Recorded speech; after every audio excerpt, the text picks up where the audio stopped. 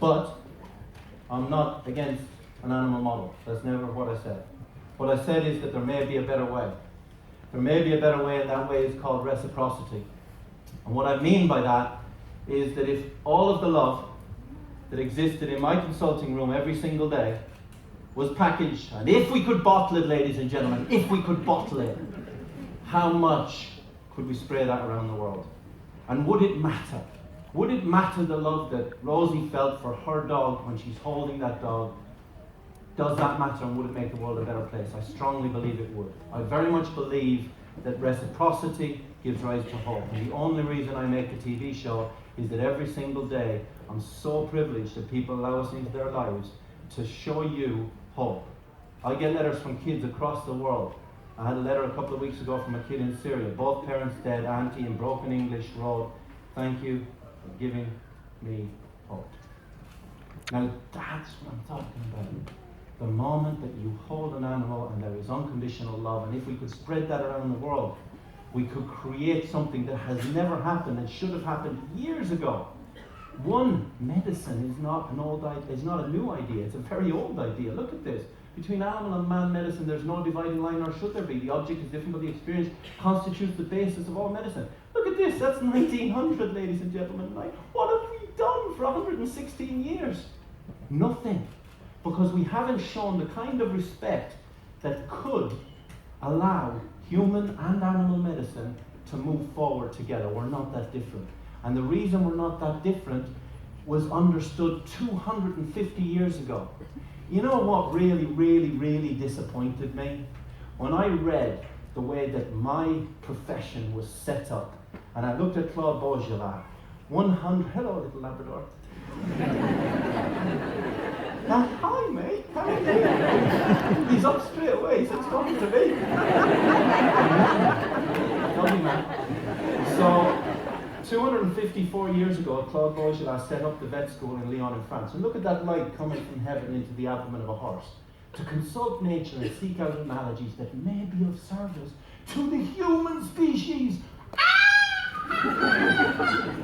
I'm thinking to myself, really? Did I sign up to serve you or to serve him? Boy or girl? Ah, hello, lovely. Sorry for a mistake, I didn't see the... What's your name?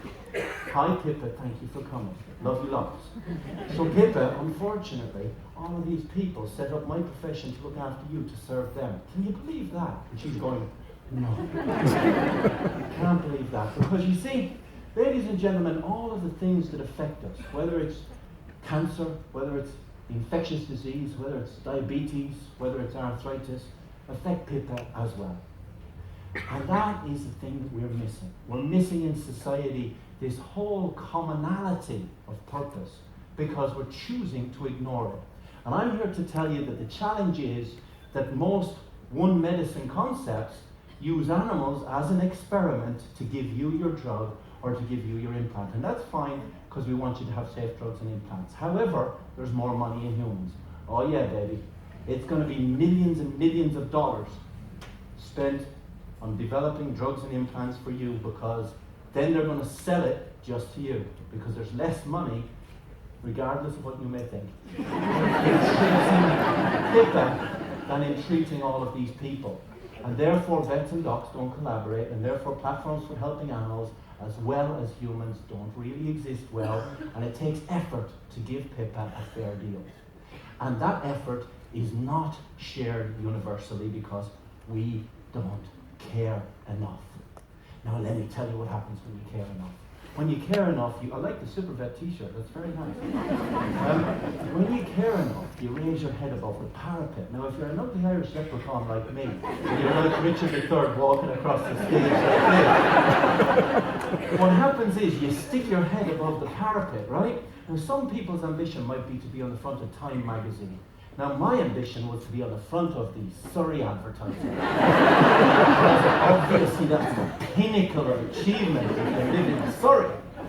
Now the problem is you invent the world's first bionic dog, so it has a bionic leg, ladies and gentlemen. Oh yes, fully integrated into the skeleton and into the skin. Oh, it's an amazing invention. The problem is it's folded over.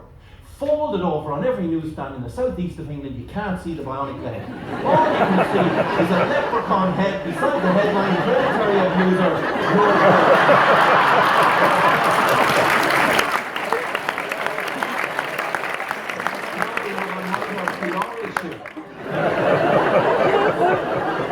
Eat that, Darrell Breen! So when you raise your head above the park on television, people say, oh, you're an egotistical Irish leprechaun. Don't be doing that. And you create a Marmite effect. The veterinary profession, half of them think I can walk on water. Usually they're the younger half that want the future. The other half think I'm the devil incarnate, doing stuff that I shouldn't be done because it's not morally right. And I'm sure we'll deal with that later. Absolute baloney. There's an Irish word for that which I'm not allowed to use before 10 Anyway, clearly I'm not going to do the wrong thing for the animal. I'm going to try and do the best thing for every animal all the time. I'm going to give you 10 quick examples of why we could build a middle ground. A middle ground, ladies and gentlemen, between the experiments that give you the drugs and the implants you want and the ground we'd like to go to, which is a more compassionate world. Because remember, everything I'm talking to you about is hope. And unless you listen to this, the world is rapidly running out of hope. So we're going to run through 10 examples of that, just to prove to you that that Labrador and that child, Pippa, and child in your, what's your name, sweetheart? Flora? Flory. Flory and Pippa. Right, so Flory, how old are you? 11. And how old is Pippa? She's 3. So the two of you are growing up in the world together, right? Now, all of these diseases are going to affect you and Pippa. And isn't it amazing that we recognize Ebola only when it affects us? And yet the World Health Organization, no, it's in fruit bats. So that gets into a child, and all of a sudden it goes in a nurse to America, and then, oh yeah, now we're going to pay notice, aren't we? Do we really care the fruit bat? No, we don't really care. What about MRSA? If it affects Pippa, is it of less significance than if it affects Flora? Now, this is a serious question, because it's the same bug with the same resistance pattern, and we're yielding that resistance pattern by the overprescription of antibiotics. So it's a real issue, as it is with cancer, because God bless us all, hopefully we won't get cancer. But as I've already told you, half of all men and 1/3 of all women are going to get cancer. Is cancer the same in Pippa and Flora? Pretty much the same. And yet, governments and industry will spend billions of dollars, an average of 300 million to get a drug to market, and less than 90% of them, ladies and gentlemen, actually make it into humans. Why? Because of the attrition that's created by a model that isn't working very well. So we're talking here about one medicine which gives a fair deal to Pippa and a fair deal to this little girl. And that's going to be very important, because with a heterogeneous cell population of cancer in either of those species, it's much more accurate than a homogeneous cell population injected into a mouse. Now, I'm not saying you can't do the mouse model. That's not what I'm saying. What I'm saying is that if we had bone cancer in this dog, we have a genetic type that has 265 genes exactly the same as a human. Why are we ignoring the fact that this dog wants to live? Why are we ignoring the fact that if we're going to give a drug or an implant to that dog, we could do the same thing in a young lady that has it? God forbid. Right? So moving forward with implants, for example, this is Professor Gordon Blund at UCL, his work with bone growing onto implants. Is that little girl there that different to that Labrador? They've got the same cancer. They can have the same implants, and when we put these implants into a dog, and I'm purposely shocking you to wake you up a little bit to the point that that implant that I'm putting into that dog and making that dog run around the field like that is identical to the implant in the little girl. And that information should be shared between vets and human doctors, rather than just reinventing the wheel. You're getting the penny dropping here. So if I have a situation here where I'm doing a replacement of the top of a femur in a dog that has cancer, this dog was the friend of a man who also had cancer, and all he wanted to do was run around with his dog. And every Saturday night, he sent me the pedometer readings of where they'd been walking for that week, for as long as that dog was alive. And then when the dog died, he allowed that dog to contribute to the literature showing how the tendons and the bone grew into the implant. Now, would you want to know that when Pippa dies? Yes, you would. But it's an emotive issue. It's a very emotive issue because of Pippa. And my moral obligation is to look after the animals. But was I looking after that animal? Yes. Was I providing quality of life? Yes. Did we all learn together? Yes. What about regenerative medicine? Right now, stem cells are the order of the day. Everybody's talking about them. And yet, we're not looking at real-life animal models. And here's a very good example from Professor Smith and Blunn, where they treated horses with tendon lesions, and that led to a treatment in humans. Here's another good example where I'm working with a guy who's developing nanocarbon fiber so that we can grow tendinoblasts, which are tendon cells, or cartilage cells, on this scaffold and then implant it. This is another example that I did 3 weeks ago. This is the world's first injection of stem cells into a biological scaffold to save a dog's leg. Now, if we win with that, ladies and gentlemen, if we win with that, why would you not want to know that? Why would you need to do another 1,000 experiments to know what I already know? So osteoarthritis, the same thing. And those doctors who say, oh, well, I don't really have a real difficulty operating on humans, I'm like, why don't you operate on a chihuahua? So this lady went to loads of vets and she said, shoulder replacements are possible in humans, why are they not possible in dogs? And all the vets told her shoulder replacements are not possible in dogs, so she gave them a paper that showed all the dogs that had lost their lives to give human shoulder replacements. And as a result, she came to me, we did a shoulder replacement, and that's the dog who couldn't walk down the street running around the field. Now, if we learn about those shoulder replacements in animals that really have disease, should we not share it? Yes, we should. Same thing with new materials, replacing holes in joints, and the same thing with stem cells. This is a biological regenerative scaffold with metal and cells seeded, put inside the joint and regrown. Would we share that at the same time? Yes, we should. The future of regenerative medicine, ladies and gentlemen, lies in a collaborative a platform between human and animal medicine. What about spinal disease? Look at that old dog there. That old dog has a disc problem, like most of you in the audience. And like me, because I walk like Richard III. So we're not that different. So what we've done is, in case you don't recognize me, I'm the guy on the right. And this is building a virtual model of me using robotics and scans to build a virtual surgical time machine, where I can operate on myself. Yes, ladies and gentlemen, operate on myself. I wish I could have done this myself. Inside the computer before we do it in real life. Now, who of you would buy a house and not actually look at the drawings first? So why is it that we're not operating on dogs and humans inside the computer and predicting what will happen? It's because we don't work together.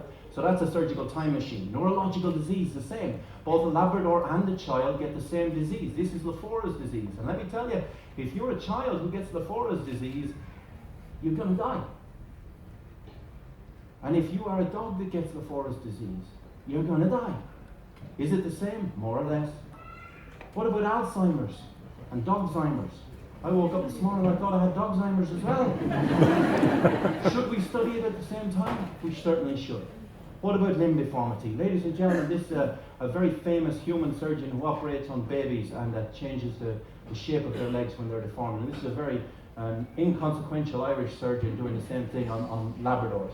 And if I told you you could only cut a bone with a straight saw, you'd go, oh yeah, okay, we can only cut a bone with a straight saw. What if I told you you could cut a bone with an ice cream scoop? What if I told you you could cut a bone with an ice cream scoop, and then you could take that bent bone out of that dog, and you could cut it with the ice cream scoop inside the computer, and you could calculate the center of rotation of angulation, and you could rotate a ball in a socket as opposed to cutting a straight line. Now, would that not make sense? Well, cat's eyes make sense now that they're on the side of the road. But somebody has to think about them first. So that's why I work with human surgeons so that everybody wins. And a human child and a dog can win from this technology at the same time. And that's what I'm talking about, ladies and gentlemen. That's what I'm talking about. Second to last, reconstruction and trauma. This is a little dog that had a custom-made, 3D printed new top to its skull put on there with plastic rivets. That's 3D printed in 2 days, ladies and gentlemen. Now, if you had a brain tumor, like this dog had, would you want that? Of course you would. Should we move forward together? Of course we should. This little dog, okay, gets hit by a car. Now, I'm purposely shocking you before we come to the end, because apparently there's nothing we can do. We have to put him to sleep. His name is Winston. Who in the audience wants to inject to put him to sleep? You see? Told you. I did. I told you that cost was not the factor. So, cost is definitely not the factor here, because the guy had no money.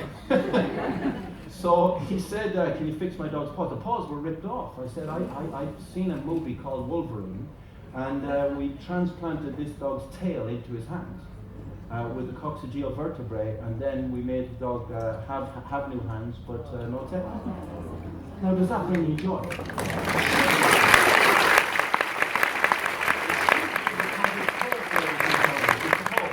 And let me give you the final example of hope. Ladies and gentlemen, it's utter nonsense that we are developing artificial limbs for animals right now based on Professor Gordon Blund's and Catherine Pendergast's work at University College London, where they studied the deer antler that gave rise to the first bone on-growth, skin on-growth model. And then we were the first people in the world to use it now. And ladies and gentlemen, this is 8.5 years ago, and right now we've got to a point with a new model where we can take this leg, and I'm leaving it up just to shock you, because you have to make the decision to chop that leg off or save it. Now, if you do choose to save that leg, and you get that animal running around the field on a blade again, with an osseo-integrated and a skin-integrated implant, would you go back to the drawing board then and say, oh, I'll tell you what, Fitzpatrick's already done this dozens of times. I know what we'll do. He has a nice big circle. He calls it a wheel. I know what we'll do. We'll go back to a square, and we'll try and invent the car again.